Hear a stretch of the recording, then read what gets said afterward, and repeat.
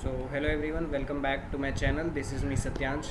और आज मैं एक और स्ट्रेटजिक वीडियो के साथ आया हूँ। और इस बार ये स्ट्रेटजिक क्लास 10th मैथमेटिक्स में 95 प्लस स्कोर करने के लिए है, क्योंकि मेरे खुद मैथ्स में 95 आए थे।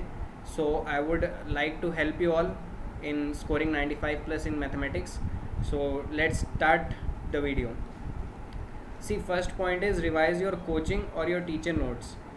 Coaching, if you are going to coaching, then revise your coaching notes. Otherwise, if you are not going to coaching, then revise the notes given by your class teacher in your school, right? Because they provide you the best notes since they are very experienced teachers, right?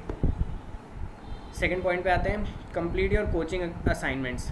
अब ये उन लोगों के लिए जो लोग coaching जाते हैं, बिकॉज कोचिंग असाइनमेंट्स में क्या होता है, वो exemplar, R D Sharma, R S Agarwal, जितनी रेफरेंस बुक्स हैं उन सबसे वो क्वेश्चन छांट के अच्छे अच्छे क्वेश्चंस बनाते हैं। और इस बार ये और इम्पॉर्टेंट इसलिए हो गया है क्योंकि पैटर्न चेंज हो गया है सी बी एस ई का पैटर्न अब ऑब्जेक्टिव हो गया है ज़्यादा, तो हमें ऑब्जेक्टिव क्वेश्चंस पे ज़्यादा फोकस करना है, इसलिए ये कोचिंग असाइनमेंट्स अब और ज़रूरी हो गई हैं।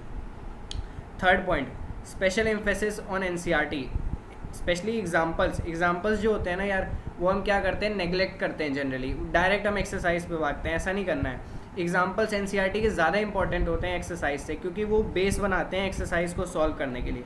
और एग्जाम्पल्स करना कैसे है, हमें सॉल्यूशन नहीं देखना, पहले क्वेश्चन पढ़ना है, उसको रफ कॉपी में सॉल्व करना है पहले खुद से, फिर देखना है किस स्टेप पे हमें डाउट आ रहा है, वो जाके हमें फिर से देखना है एग्जाम्पल पे, राइट।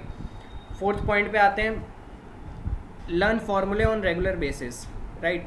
फार्मूले की एक डायरी मेंटेन करनी है अपनी, छोटी सी डायरी, उसको कहीं भी कैरी कर सकें, और वो फार्मूले रेगुलर बेसिस पे याद करने हैं। मतलब दिन में 1-2 बार तो वो याद ही करने हैं। सुबह उठ के पहले फार्मूले याद कर लिए, रात में सोने से पहले फार्मूले याद कर लिए।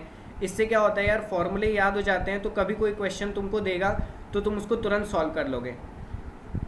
Fifth point, NCERT exemplar carry is very important because the question paper is now based on both objective and subjective pattern.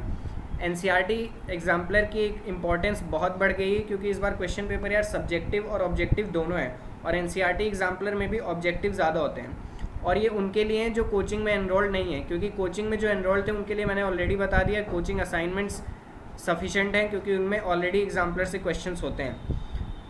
और लास्ट पॉइंट यार, एक पॉइंट रह गया, प्रैक्टिस प्रीवियस ईयर क्वेश्चन पे of each chapter. Previous year question यार सबसे important होते हैं, राइट। और ये भी कोचिंग की जो असाइनमेंट्स होती है उनमें प्रीवियस ईयर ऑलरेडी दिए रहते हैं। अब क्वेश्चन ये आता है कि जो कोचिंग नहीं जाता वो प्रीवियस ईयर कहाँ से करे, क्या बुक खरीदनी पड़ेगी? नहीं, ऐसा ज़रूरी नहीं है। अब ऑनलाइन सब कुछ अवेलेबल है, आप ऑनलाइन जाओ, वेबसाइट, किसी भी एक वेबसाइट से फ्री डाउनलोड कर लो चैप्टर वाइज, राइट। अब नेक्स्ट क्वेश्चन क्या आता है माइंड में यार, कि क्या 95 प्लस या इनफैक्ट 100 स्कोर करने के लिए कोई और रेफरेंस बुक की ज़रूरत है? नहीं। अगर तुमने ऊपर वाला मटेरियल कंप्लीट कर लिया है तो कोई रेफरेंस बुक की ज़रूरत नहीं है। 10th में क्या होता है यार, अलग अलग रेफरेंस बुक्स के पीछे भागते हैं हम, तो उनको ज़रूरत नहीं है। NCERT exemplar are sufficient, right.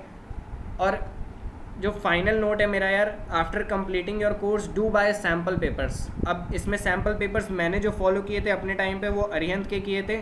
15 sample papers होते थे उसमें टफनेस लेवल बढ़ता था, पहले 5 इजी, फिर 5 मॉडरेट और फिर 5 डिफ़िकल्ट। और पिछले साल का उसमें बोर्ड का पेपर होता है यार, वो बहुत इंपॉर्टेंट रहता है, क्योंकि वो एक टोन सेट कर देता है एग्ज़ाम देने के लिए, एक टेम्परामेंट बन जाता है 3 घंटे बैठने का और फिर एग्ज़ाम देने का। वरना होगा कि डायरेक्ट एग्ज़ाम में जाओगे 3 घंटे बैठा नहीं जाएगा। तो कोर्स कंप्लीट करने के बाद सैम्पल पेपर्स ज़रूर परचेज करना, right. So that's all today, thank you.